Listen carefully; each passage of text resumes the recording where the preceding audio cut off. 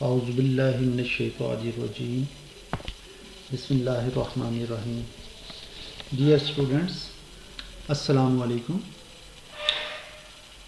During the previous lecture, we evaluated and compared different power systems on the basis of volume of conductor material.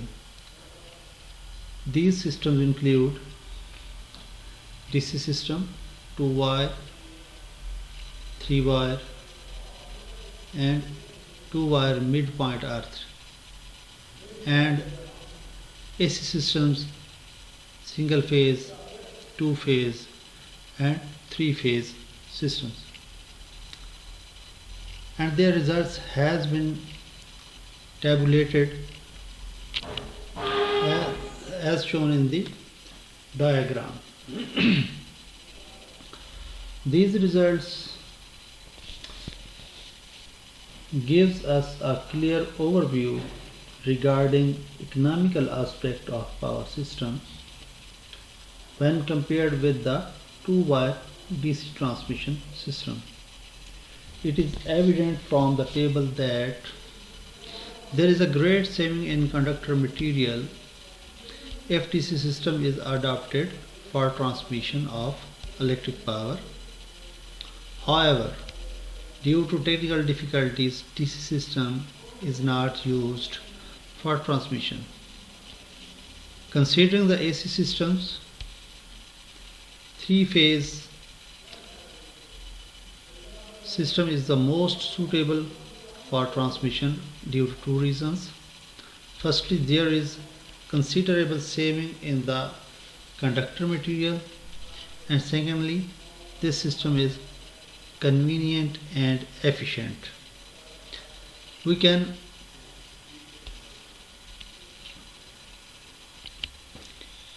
easily guess from the expressions it is 0.5 over cos square phi for 3-phase 3-wire system, while on the other side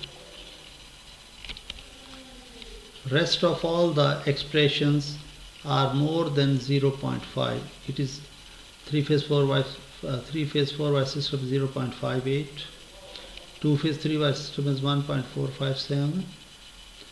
Similarly, 3-wire system is 0.6 to single-phase 3-wire system, and single-phase 2-wire system is 2 times. So when compared all these systems, 3-phase 3-wire system is the most economical system with reference to volume of conductor material, and that's why this system is most suitable for transmission, because this system is also convenient and efficient. Now let's have a look over a few examples to get a deeper insight in the matter. Example 7.1,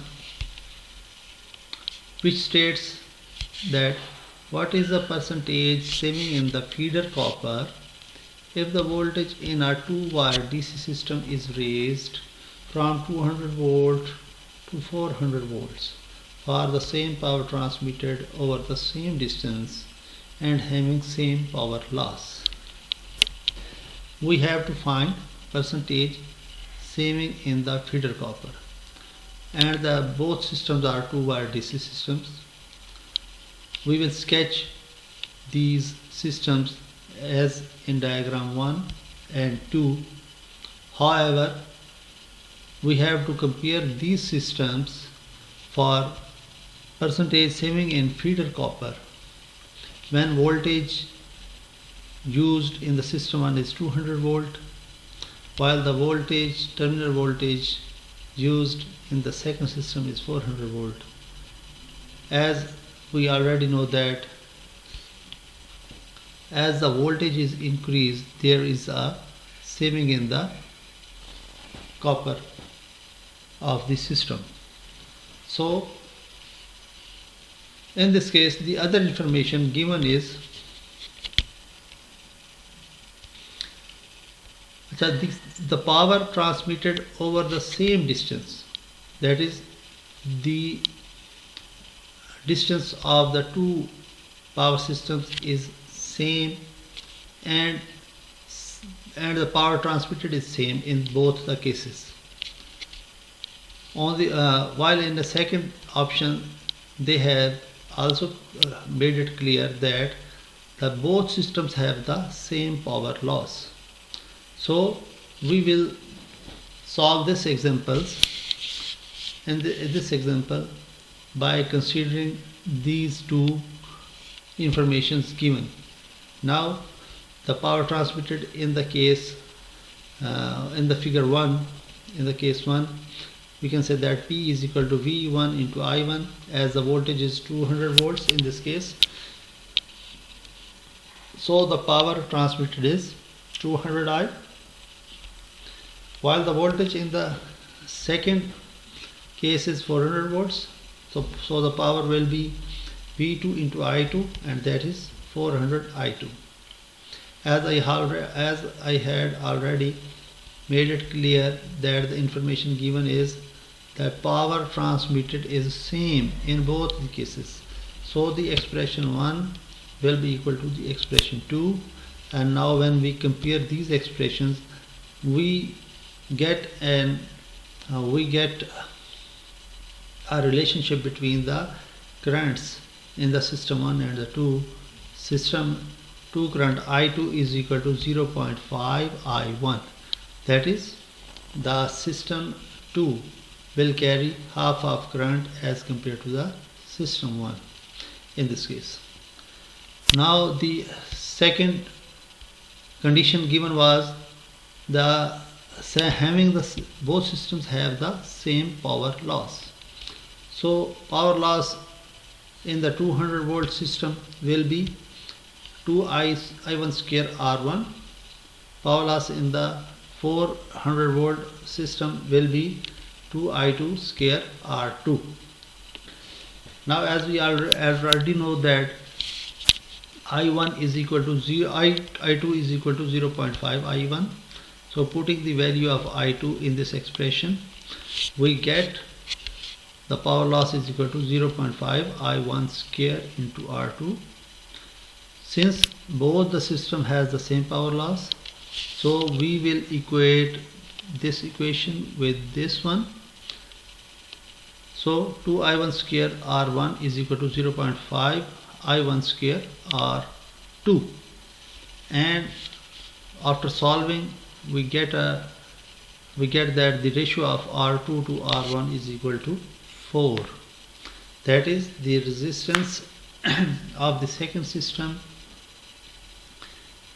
is 4 times the resistance of the first system, and as the resistance is proportional to the cross-sectional area of the conductor, so A1 over R2 as the resistance is inversely proportional to the cross-sectional area, so in this case R2 over R1 can be replaced with A1 over A2, that will be 4.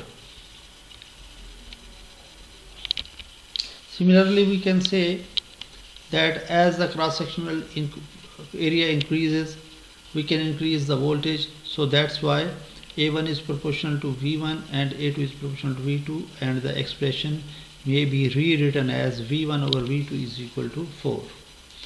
Or we can say that V2 is equal to V2 over V1 is equal to 1 over 4, and that is 0.25, and in this case we have just reversed this expression. Because we have why we have reversed this expression, it will be clear in the next expression. As the percentage 7 in the feeding copper, that is V1 minus V2 over V1, that is the voltage at system 1 minus voltage at system 2 divided by V1. is multiplied by 100, because the percentage saving in the feeder copper will be exactly proportional to the voltage. So that's why V1 over at this expression may be rewritten as V1 over V1 minus V2 over V1, and that is why because we here need V2 over V1, that is why we have reduced this expression to V2 over V1 instead of V1 over V2. So by putting the value of V2 over V1 that we calculated was 0.25, 1 minus 0.25 multiplied by 100, that is 75%.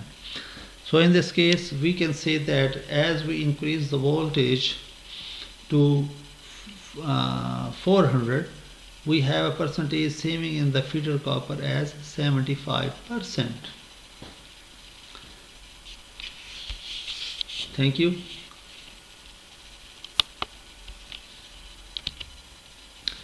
Now let's have a look on the example 7.2, which states that our DC two-wire system is to be converted into AC three-phase three-wire system by the addition of a third conductor of the same cross section as the two existing conductors. Calculate the percentage additional load which can now be supplied if the voltage between the wires and the percentage loss in the line remains unchanged. So the information here given is that the percentage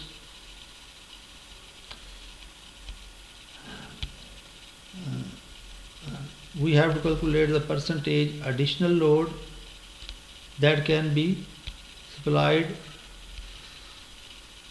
if the voltage between the wires and percentage loss remains unchanged, and that means voltage remains unchanged and percentage loss in the line remains unchanged. So first we will sketch these two systems, because two-wire system is to be converted into a three-phase three-wire system. So first we will sketch this two-wire DC system and then a three-phase three-wire system. The terminal voltage, as already indicated in the problem, remains same. So voltage V between the conductors is V, and voltage between these conductors will also be V. In three-phase system will also be V. Now let's have a look over the diagram 1. In this case, power supplied P1 will be equal to V into I1, and since power supplied is V into I1, on the other hand the power loss will be 2 into I1 square R. Here 2 is represented for the number of conductors, because the two conductors are here. So the I1 square R loss will be for the first, and I1 square R loss will be for the second conductor. So the total power loss will be 2 I1 square R, as in this. The percentage power loss will be definitely the ratio of power loss to the power supplied. Here the power loss is 2 I1 square R, while the power supplied is V into I1. So for the percentage purposes we multiply it with 100. So we can name it as the equation 1. Now let's consider the three-phase three-wire system. In this case the power supplied is equal to under root 3 VI2, because it is a three-phase system, and the power loss will be 3 into I2 square R, because the number of conductors are 3. That is why the loss in each conductor has been multiplied with 3. So the percentage power loss in this case will once again be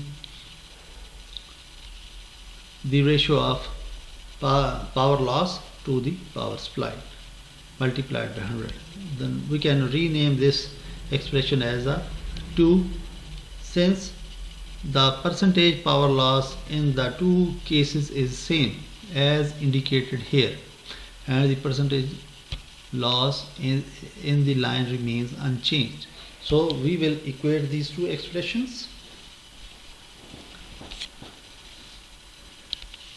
After equating these two expressions, we can solve it for the values of the current, and it is quite clear that I2 is equal to 2 over under root 3 I1.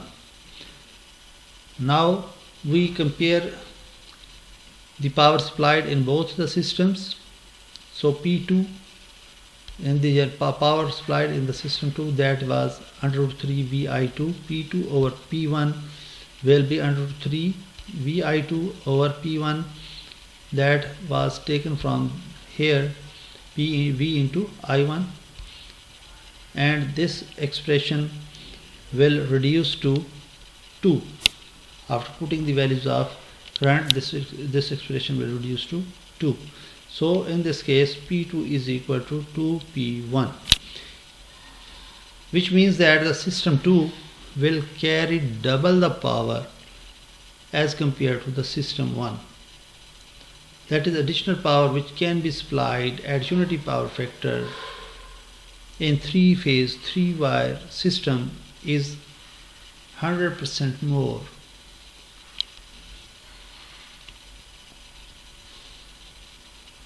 That is all from this example. Now let's have another look on example 7.3, which states that a DC 3-wire system is to be converted into a 3-phase 4-wire system by adding a 4th wire equal in cross section to each outer of the DC system if the percentage power loss and the voltage at the consumer's terminals are to be same. In the two cases, find the extra power at unity power factor that can be supplied by the AC system. Assume the loads to be balanced. This example is almost the same as the previous example 7.2, but here the system in considerations are different than those. Here DC system, 3-wire DC system and a 3-phase 4-wire AC systems are being under consideration. We have to compare these systems, and once again the conditions are same. If the percentage power loss and voltage at the consumer terminals are to be the same, that is percentage power loss is same and voltages are same, that is why we have kept voltages V in each case. Now let's have a look on 3-wire DC system. The power supplied by the system will be P1 is equal to 2 into V into I1. If each conductor carries a current I1, then it will carry a power of V into I1. Since here are the two conductors, so 2VI1 will be the total power supplied or power carried, and the power loss in the system will also be 2 into I1 square R. I1 square R is the power loss for each conductor. Since two conductors carry the current I1 and I2 neutral do not carry current, so that's why the power loss will be 2I1 square R. Percentage power loss, that will be the ratio of power loss to the power supplied multiplied by 100, can be